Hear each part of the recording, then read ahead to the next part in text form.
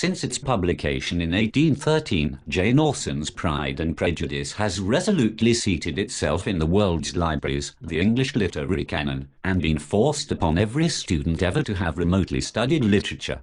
Needless to add, the novel's popularity has spawned a great number of adaptations of which we will attempt to enter, by means of this humble production. Our story begins in the dining room of the quaint Longbourn estate of the Bennets, where it is breakfast time.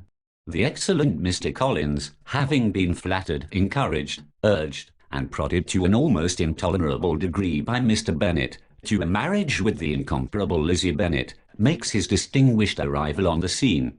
But before we proceed, let us establish why Mr. Bennet is so exceedingly desirous of such a union for his most beloved daughter.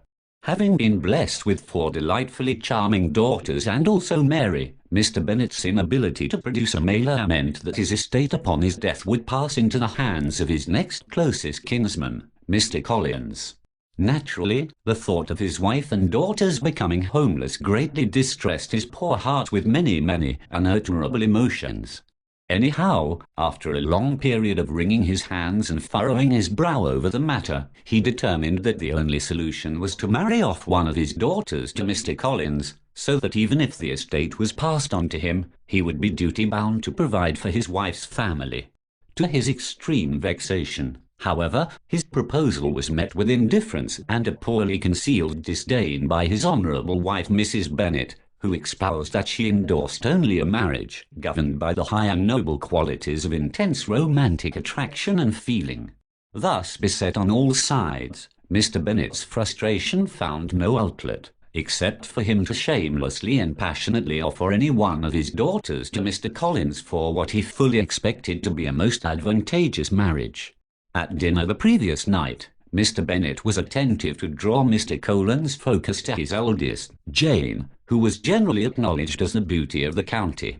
But her gentle, meek, and demure bearing was not favoured by Mr. Collins, who fancied himself an exceedingly eloquent individual and esteemed that his wife should likewise possess a gift for spontaneous speech and conversation that would enable her to compliment him on his excellencies most frequently.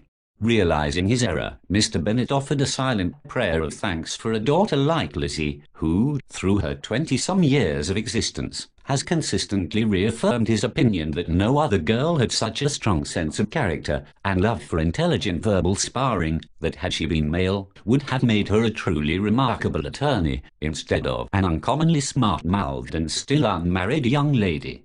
With this prayer, he informed Mr. Collins that Lizzie would make him the perfect wife.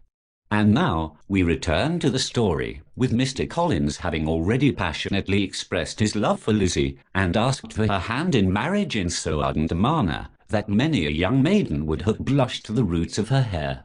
But Lizzie, although taken aback at the sudden proposal, suffered herself not to display such effusive emotion that she so too easily beset young ladies.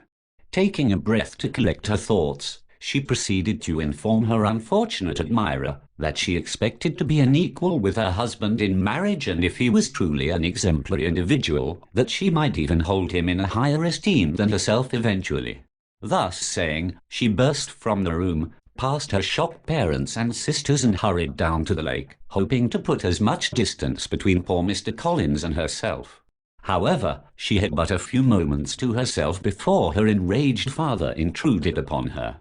He demanded that he would disown her unless she returned to the house immediately to apologize to Mr. Collins and accept his proposal.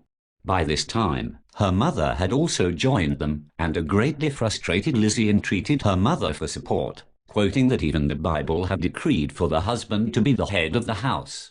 She exclaimed that if she were to marry Mr. Collins, he would never be the head, rather the shoulders. To bolster her argument, she quickly added that she did not love him in the least.